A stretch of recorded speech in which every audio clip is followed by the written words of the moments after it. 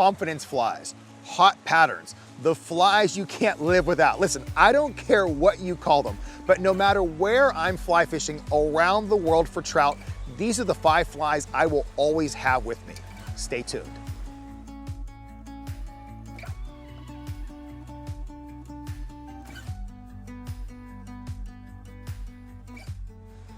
Hey everybody, I'm Tim from troutandfeather.com. Yes, I'm a fly fisher, I'm a fly tyer, and I'm one of those people that just loves to have a lot of flies both on me whenever I'm fly fishing and back at my vehicle in case I need to refill. Yet it doesn't matter what style of fishing I'm concentrating on that day. Dry flies, Euro nymphing, even throwing those big articulated streamers. When I kind of look at my used flies for the day back on that drying patch, I realize I haven't gone through too many. So as I start to kind of reflect on all the patterns I like to use, and more importantly, those that I use on a regular basis, I can narrow it down to just 5 flies, and I bet you probably can too. So in no particular order, here is my list of favorite flies. Those are the ones that I have confidence in that I know are gonna catch fish for me no matter where I'm fishing. The X-Caddis dry fly. Listen, this Craig Matthews pattern has caught so many big fish for me over the years. Now first, we almost have to delete the word caddis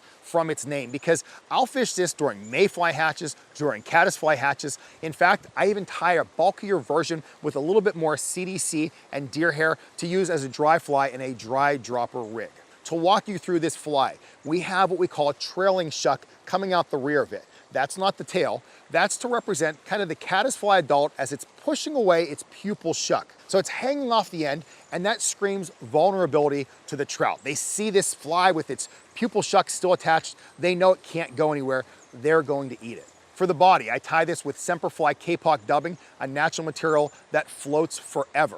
The underwing is CDC, the overwing is deer hair. It's a very simple fly to tie. Now that CDC underwing is a key for me because that's not intended to help the fly float. That's what the deer hair is for. Instead, I want that CDC to get a little wet, so whenever it's laying on the surface, it imparts some movement into the fly. If I'm 20, 30, 50 feet away from that fly, I can't get it to bounce. Maybe I can just tap my rod a little bit, but that's gonna move the fly too much. But that CDC will just move a little bit on the water and drive those fish crazy. This is not a dry fly that I use in riffles. This is a fly that I use whenever I'm in a situation that I have a rising trout. It's denying all my other offerings. I throw on the X-Caddis, game, set, match. I told you I love to European nymph, so we gotta have a waltz worm in the mix. This Walt Young creation is a fly that is so simple to tie. We're talking hare's ear dubbing, slotted tungsten bead on a jig hook, maybe put a hot spot in between that dubbing and the bead, have a blowtorch going out the rear. If you want to get fancy with it, take a little bit of CDC and use it as a collar to kind of slow its sink rate. There are so many different variations of this fly and they all catch fish. Fishing this fly, I'll either fish it solo or I'll fish it in a 2-nymph rig. I'll use it both as the point fly in heavier offerings or even as the dropper fly in smaller sizes down to a size 20.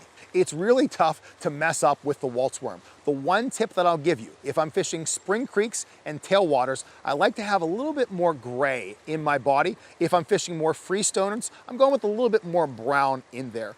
I featured this fly in my book, Fly Tying for Everyone, and I love to blend my own dubbing for this one because, as I said, I want to make sure that my flies are just a little bit different than your flies so the fish hasn't seen that blend before. If you've never blended dubbing, definitely get into it for this one. Let's take a quick time out. Pause this video, click the like button if you're enjoying it. That way I know you want to see more videos like this that include my confidence fly lists. We're talking about my top dry flies, Euro nymphs, streamers. I'm happy to share those lists as long as you like this video. Now, let's get back to some learning. So for number 3, let's stick on the nymph route because, gosh, there are 2 that kind of come to mind, either the pheasant tail or the France fly. I know so many of you are gonna say, Tim, how can you not pick the pheasant tail? But I'm going with the France fly, and here's why. As a fly tyer, this is a really simple tie. Grab your favorite jig hook, slotted tungsten bead, a CDL or Coke de Leon tail. You have micro tubing for the body, a little bit of the dubbing.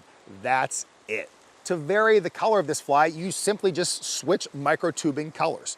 Some of my favorites include olive brown, especially if there's going to be bluing olives in the water. A black France fly is a killer, and on my black France flies, I like to add 1 turn of CDC at the collar right behind the bead. Just gives a little bit more movement, and they really seem to slam that one. Another popular version is the purple France fly. It works in so many different situations. You're looking at a picture of Heather's first sea run brown trout that she caught on a size 18 purple France fly. Yes, we were over in Iceland and she caught that on her confidence fly, her purple France fly. If she has confidence in it, you should too. There's a link to that fly down below. And if you're a fly tyer, here's a sneaky tip for you. Go with clear micro tubing. Then you can just vary the color of the fly by changing the color of the thread underneath.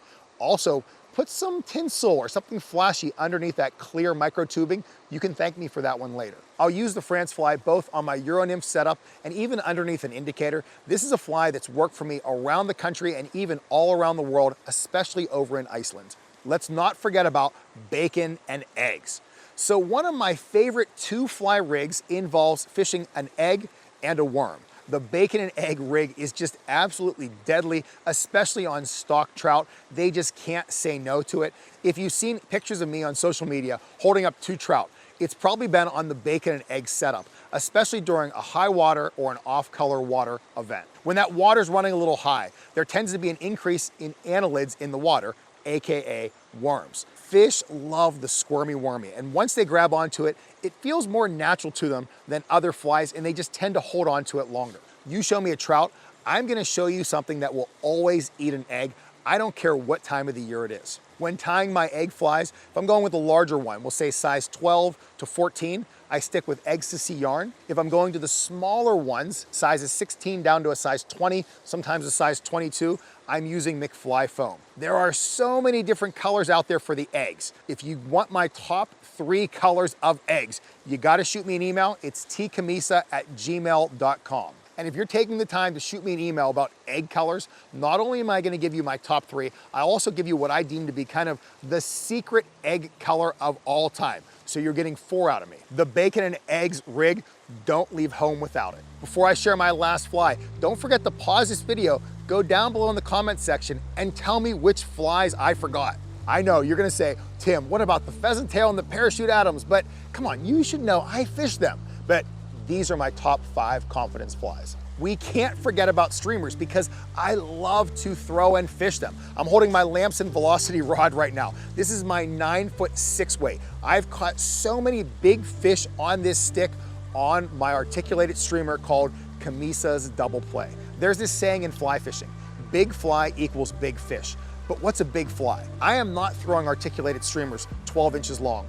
Mine tend to live in that 4 to 6 inch range. Whenever I came up with the double play, I was basically looking for a fly that was 2 woolly buggers put together. The woolly bugger's been such an awesome streamer for so many anglers over the years. Give me a black or olive woolly bugger, maybe even a white one, and I'm gonna catch trout. But you give me an articulated streamer like the double play, and I'm gonna get so many fish to not only follow, but also eat. My biggest tip for fishing articulated streamers, you gotta strip set. And I don't mean just once. You don't just set the hook and lift your rod. Instead, you gotta strip set multiple times until you feel that hook sink into that trout's mouth. Once it sinks in there, hit it one more time, then lift your rod, game on, begin that fight. For the double play, I tend to only carry it in 3 colors. Black, white, and this orange brown that just seems to smoke brown trout all around the world. Yes, some of these flies are in my book, Fly Tying for Everyone, but I'm gonna make it really easy for you. I am gonna keep this fun going, and I got a playlist right here. Click this button, click this link on the screen, and you're gonna see videos for all of the flies that I just featured in this video. Have fun with those videos. You can thank me later.